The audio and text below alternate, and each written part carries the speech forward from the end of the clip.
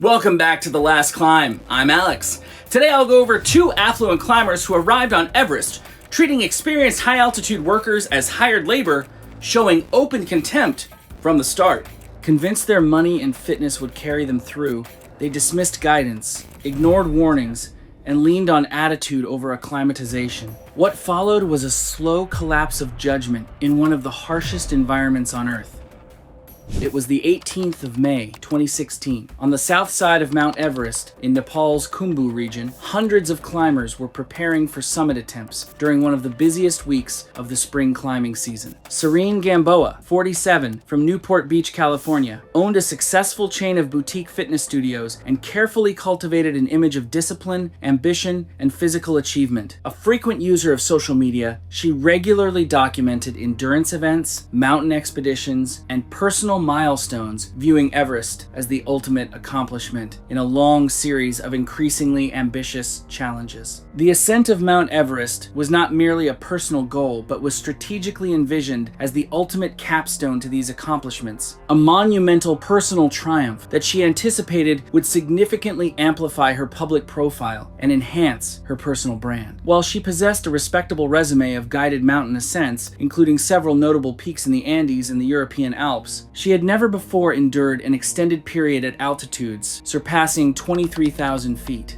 Those earlier climbs still didn't really compare to what that altitude does to people, no matter how fit they are. Her training was intense, lots of conditioning work, endurance sessions, and top-end gear prep. But not as much attention went into what really happens to the body at extreme altitude, or how complicated a big expedition like this actually gets once you're in it. She was more focused on how the achievement would look from the outside than what the climb would actually demand. Because of that, she kind of underestimated how altitude slowly wears you down, and why acclimatization actually matters so much more up there. Leland Correa, 51, a luxury real estate agent from Plano, Texas, joined the expedition alongside Serene after completing several guided climbs together. Years of climbing on premium guided trips had led Leland to view high altitude support as a service that could be purchased, fostering an expectation that expedition staff would provide constant assistance regardless of conditions or circumstances. From the earliest stages of the expedition, beginning with the trek through the Khumbu Valley to base camp and continuing through acclimatization rotations to higher camps, both women repeatedly voiced frequent, often aggressive complaints toward expedition staff. Their criticism was directed most consistently at the Sherpas, the high-altitude workers responsible for carrying loads, building and maintaining camps, and monitoring climbers' safety. Multiple climbers and guides overheard them referring to Sherpas as overpaid mules, while dismissing safety protocols and technical expertise as unnecessary formalities. This behavior created growing tension within the group, with the Sherpas continuing their duties professionally but gradually limiting interactions to essential tasks only. Over time, that distance stopped being just social. After repeated hostility and dismissive exchanges, staff began scaling back more than just conversation. They stopped offering the usual informal guidance and limited themselves to only essential checks. Not out of spite, but because every attempt to engage was met with pushback, and at altitude, that kind of friction changes how much energy people are willing to spend. It turned into a quieter, more hands-off way of working with them, especially compared to other teams who still accepted routine feedback and monitoring. They weren't really part of the rhythm of that group anymore. Not in the small talks, not in the quiet checks, not in the way people naturally keep an eye on each other up there. And once that disappears, it doesn't really come back the same way. Normally, Sherpa staff conduct informal but frequent condition checks during movement between camps, observing oxygen usage, gait stability, and hydration patterns during routine transitions. As communication deteriorated, these passive monitoring points became less consistent, particularly during non-essential stops where the women declined engagement. Over time, this reduced the number of observational touch points available to detect early signs of altitude-related decline before they became operationally critical. The expedition followed the South Col route on Mount Everest during the crowded 2016 spring season, when limited weather windows led to heavy congestion along key sections of the climb. Camp 4, located at roughly 26,000 feet, sat within the death zone, where temperatures routinely dropped to between -20 degrees Fahrenheit and -30 degrees Fahrenheit, and winds frequently reached 20 to 40 miles per hour.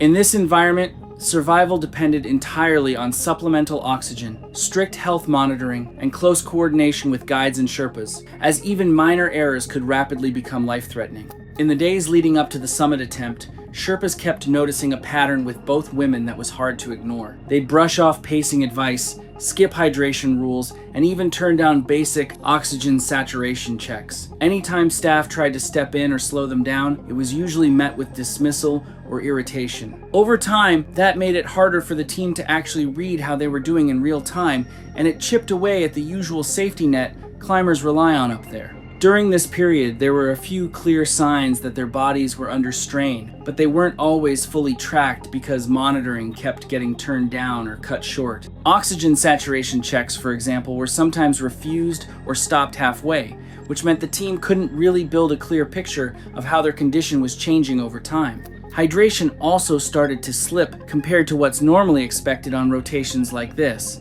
They weren't taking in enough fluids during long climbing stretches, which at that altitude adds up fast and makes fatigue hit harder. On top of that, their pacing wasn't very consistent during the up and down acclimatization climbs. Put together, it meant the usual early warning signs were kind of scattered and incomplete, making it harder for the staff to notice how quickly things were starting to shift. The expedition's early progression through base camp, Camp 1, Camp 2, and Camp 3 unfolded without major logistical issues, though interpersonal tension steadily increased. During acclimatization rotations, Serene repeatedly removed her pulse oximeter before scheduled checks and dismissed the need for routine monitoring, often implying her fitness made such procedures unnecessary. Leland, meanwhile, skipped several hydration and safety briefings, relying on prior guided climb experience at lower altitudes and viewing the instructions as irrelevant. She treated it more like repetition than instruction,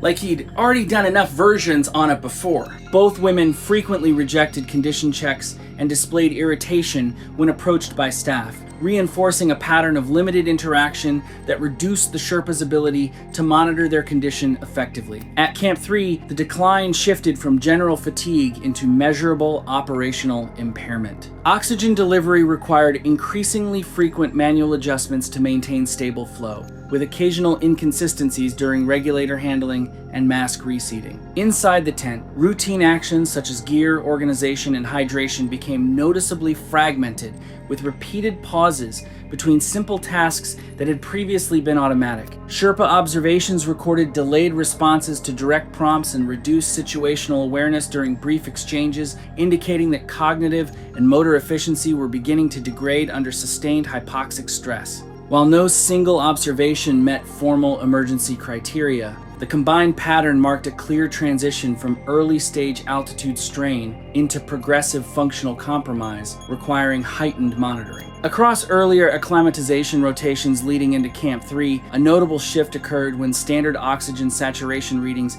could not be completed on schedule due to repeated refusal and early termination of monitoring. There was a stretch where nobody had clean numbers on them anymore. No clear readings, no steady baseline, just fragments. And fragments don't tell you much at altitude. They just leave space for guessing. While neither climber reported acute distress at the time, the lack of continuous reference data increasingly limited staff capacity to distinguish between normal high-altitude fatigue and early-stage hypoxic deterioration in later observations. On May 20, Serene and Leland left Camp 4 for their summit push. The weather was supposed to give them a short break, a small window of calmer conditions, but once they got moving, it was clear things were worse than expected. The wind hit harder, and the cold felt sharper than forecast, making every step up there feel like a grind. They also moved slower than planned, which on Everest isn't just a timing issue, it actually starts eating into everything else. Because of that slower pace, they burned through their supplemental oxygen a lot faster than they should have, and up there, that's one of the few things you really can't afford to mismanage. They were compelled to take several unscheduled rest stops, often pausing for extended periods, which further exacerbated the delays and increased their prolonged exposure to the extreme cold,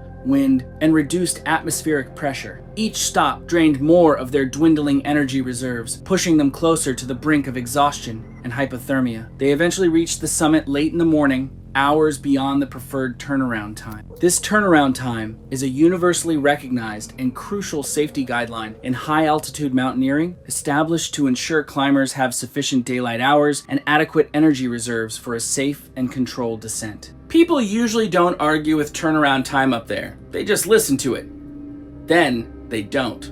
Exceeding it significantly amplifies the inherent risks of extreme exhaustion, severe frostbite, and becoming caught in rapidly deteriorating weather conditions, which are common at these altitudes. The sun was already beginning its descent when they finally began their own perilous journey back down, with the mountain's shadows lengthening. During their subsequent descent, a phase of the climb often considered more hazardous and demanding than the ascent itself. Multiple climbers who were also descending observed both women moving with pronounced sluggishness, exhibiting signs of profound fatigue, and appearing visibly disoriented. Their steps were hesitant, their balance precarious, and their movements lacked the precision required for safe navigation on the treacherous terrain. Witnesses later recounted seeing them stop frequently near the fixed ropes, often appearing to hesitate, struggle with simple movements, or exhibit a lack of coordination, while other teams, driven by the urgency of the descent and the approaching evening, continued their progress towards the lower camps with greater speed and purpose. As evening approached, the already challenging conditions were further compounded by rapidly deteriorating weather. Visibility was significantly reduced by swirling snow, increasing cloud cover, and the onset of darkness, making navigation even more challenging and increasing the risk of missteps, falls, or becoming lost. The pair finally reached Camp 4 considerably later than the vast majority of other climbers, many of whom had already been resting for several hours, recovering from their own summit pushes. The camp was largely quiet, with most climbers already inside their tents,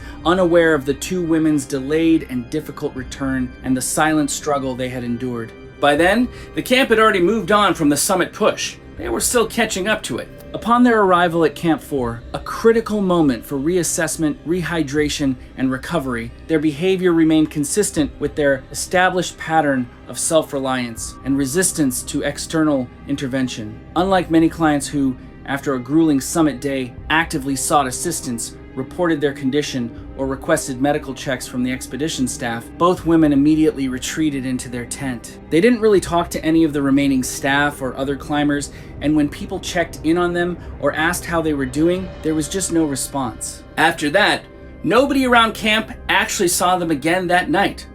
Not the nearby teams, no one. They stayed in that same pattern of keeping to themselves, which just continued what they'd been doing earlier in the climb, avoiding check-ins and turning down wellness monitoring. Because of that, no one really had a clear read on how they were doing when it actually mattered, and any chance for early intervention kind of slipped past. As the evening went on, Camp 4 slowly settled down the way it usually does after a summit day. People zipped into tents, conversations faded, and the noise dropped off piece by piece until it was mostly just wind outside. Serene and Leland ended up on their own in that quiet stretch, inside their tent, with no one really noticing what was happening in real time. Right after getting back in, they went through the usual post-summit routine, but even simple stuff looked harder than it should have. Taking off gear, sorting oxygen setups, checking bottles, it all took longer, with pauses in between, like they had to stop and reset just to get through each step. Neither of them reached out to Sherpa staff during the usual evening rounds at Camp 4, and even when there were chances to check in or ask for help, they just didn't. No calls for assistance, no condition updates, nothing at all. Early indicators of decline were subtle, but consistent with high altitude fatigue. Movements were slower than earlier in the day, and responses to external presence near the tent were delayed or absent. Hydration intake appeared minimal, and equipment organization became increasingly disordered, suggesting early impairment rather than mechanical failure or external disruption. By midnight, conditions inside the tent had shifted into a more critical phase of physiological decline.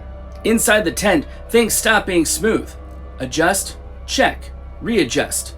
Again, nothing holds steady for long enough to feel controlled. Nothing holds steady for long enough to feel controlled. One or more instances of improper or incomplete connection of oxygen equipment likely reduced effective supply for an unknown period, compounding the effects of altitude exposure and further reducing overall ventilatory efficiency.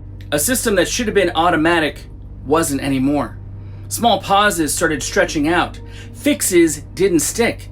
And every correction just bought a little less time than the one before. These disruptions coincided with increasing difficulty maintaining correct mask placement and regulator alignment, suggesting a shift from fatigue-related impairment into progressive oxygen delivery instability rather than isolated mechanical error. Shortly afterward, attempts to self-correct equipment placement became less consistent, with delayed recognition of dislodgements and repeated reattempts that failed to restore stable oxygen delivery. Simple steps stopped staying complete. Things that were just done needed to be done again.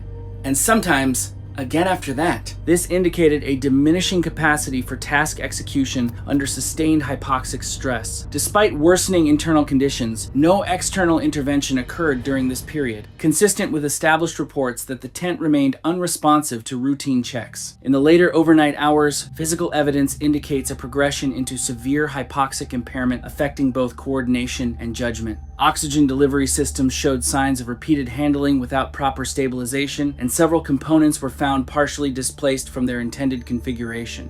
It turned into the same actions looping without resolution. Same hands, same gear, same outcome not changing. Just motion without progress.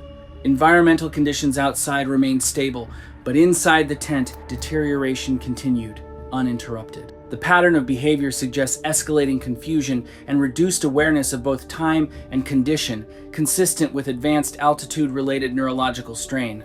Evidence meticulously reconstructed after the incident, drawing from a comprehensive analysis of witness accounts, detailed examination of their equipment, and forensic assessment of the scene, indicated that both Serene and Leland arrived at Camp 4 suffering from severe exhaustion, significant dehydration, and advanced altitude-related impairment. Their oxygen use during the long summit push ended up being a lot higher than planned, mostly because of how slow and draining the climb became. By the time they made it back, there wasn't much left to work with.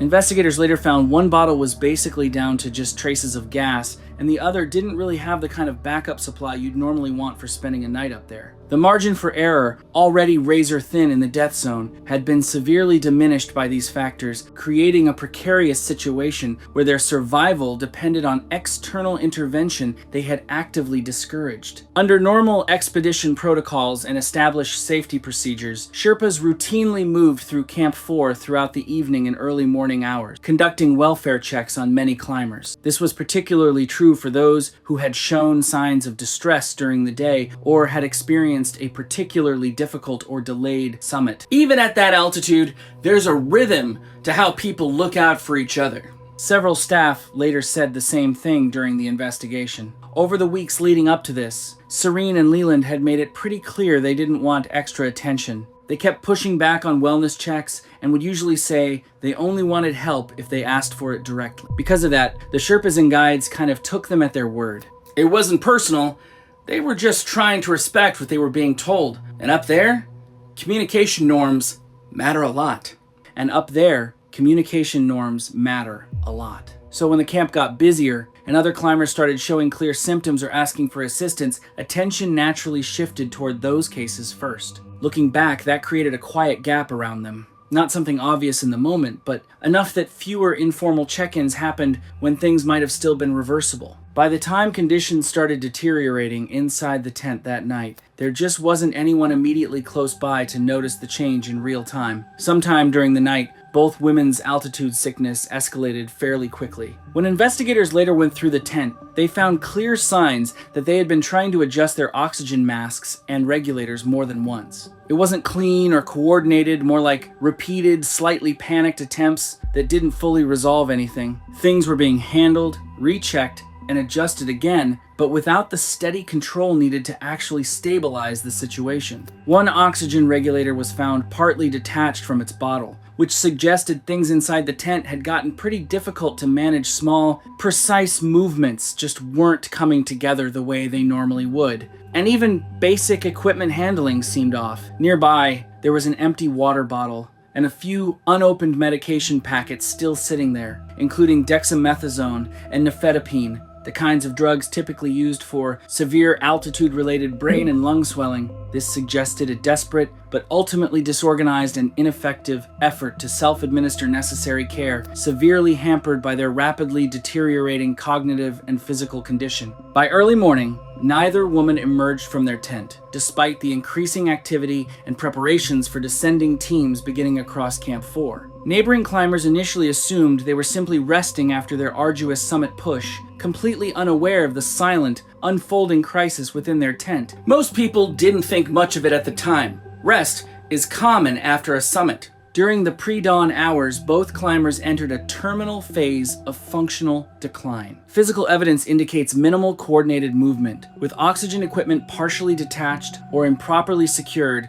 and no sustained corrective action evident. Attempts to maintain mask placement or oxygen flow appear to have become sporadic and ineffective. By the time early morning activity resumed across Camp 4, no further movement or response was observed from inside the tent. The lack of external engagement during this final phase meant that deterioration progressed without interruption.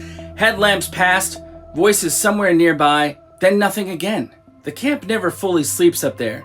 It just goes quiet in pieces. The camp never fully sleeps up there. It just goes quiet in pieces. During the routine check rotations, light movement continued around clustered tents, but Serene and Leland's tent stayed unchanged. No sound came from inside. No movement at the entrance. Nothing that suggested anyone was awake. Because other tents requiring active assistance were reporting clear symptoms or requesting support, attention during these rounds remained prioritized toward climbers with immediate or observable distress. As a result, no escalation trigger was recorded for Serene and Leland during this cycle, and their tent remained unentered under standard operating assumptions that silence indicated rest rather than crisis. Several hours later, a Sherpa, whose name was later identified as Pasang, became concerned by their prolonged absence and the complete lack of any activity emanating from their tent. She didn't do it fast. Nobody does. There's always that pause, right before you know, you're going in anyway. Both Serene Gamboa and Leland Correa were found unresponsive inside their sleeping bags, their oxygen masks askew or completely removed, their faces pale and still. Their breathing had ceased, and their bodies were cold, succumbing to the extreme conditions. A recovery team, composed of experienced Sherpas and a medical professional from a neighboring expedition, carefully examined the tent and the bodies later that day under standard post-incident procedures. The assessment included a detailed review of oxygen equipment configuration, medication use, and environmental exposure conditions inside the tent. Medical findings indicated that both climbers had succumbed to severe altitude-related illness, specifically high-altitude cerebral edema and high-altitude pulmonary edema, compounded by extreme exhaustion, profound dehydration, and critically insufficient oxygen delivery during the night. Their condition was consistent with prolonged hypoxic exposure at extreme altitude, where physiological compensation mechanisms had failed under sustained stress. The evidence, particularly the positioning of oxygen systems, partial disconnection of regulators, and observed physiological indicators suggested a progressive decline over several hours rather than a single acute event. Investigators reconstructed a timeline in which diminishing oxygen efficiency, cognitive impairment, and reduced motor coordination likely interacted in a compounding cycle of deterioration. In practical terms, investigators concluded that both climbers experienced a cascading failure of oxygen-dependent brain and lung function following an exceptionally demanding summit day, leading to systemic shutdown of vital bodily processes. The absence of corrective intervention during the critical overnight window further reduced any remaining margin for recovery. Once that oxygen balance starts collapsing, there isn't much the body can do to pull it back. The delayed descent, combined with severely impaired judgment, depleted oxygen reserves, and limited external monitoring due to established interaction patterns earlier in the expedition, created a situation in which independent self-correction became progressively impossible once symptoms escalated beyond a critical threshold. No evidence of foul play was identified or suspected. The deaths were officially classified as accidental consequences of extreme high-altitude exposure and acute altitude sickness, resulting from a convergence of environmental severity, physiological breakdown under hypoxia, and individual decision-making under deteriorating conditions.